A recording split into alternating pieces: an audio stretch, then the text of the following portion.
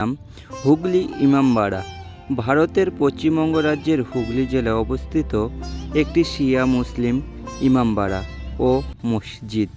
1841 সালে মোহাম্মদ মহসিন ভবনটি নির্মাণ কাজ শুরু করেছিলেন এবং 1861 সালে শেষ করেছিলেন। ভবনটি দুতলা, যার প্রবেশদ্বারের উপরে একটি দীর্ঘ ঘড়ির টাওয়ার আছে। মসজিদের দেওয়ালে খোদাই করা কুরআনের জটিল নকশা এবং পাথর রয়েছে।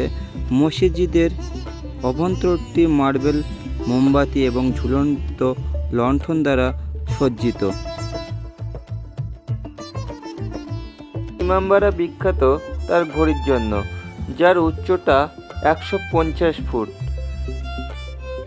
প্রতিটি টাওয়ারের শীর্ষে পৌঁছাতে 152টি সিঁড়ি আছে।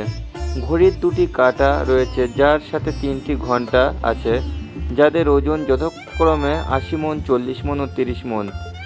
15 মিনিট অন্তর ব্যবধানে বাজে এবং আরও বড় বেলটি 1 ঘন্টার বোঝাতে বাজে।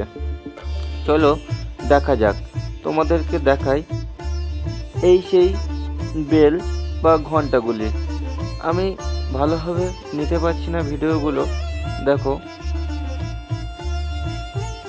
যতটুকু পাচ্ছি আমি ভিডিও করছি যেভাবে পাচ্ছি। আর উপর থেকে জুবলি ব্রিজের এটা এরকম ভিউ। চলো তোমাদেরকে দেখাই, জাস্ট ওয়াও লাগছে।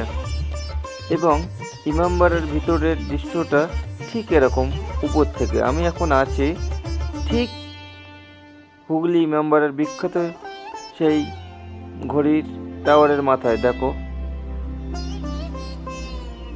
দেখতে চলেছি সূর্য ঘড়ি অথবা সানক্লক। এই পথ ধরে হেঁটে চলেছি এবং সামনে আছে সূর্য ঘড়ি এবং গঙ্গার তীর।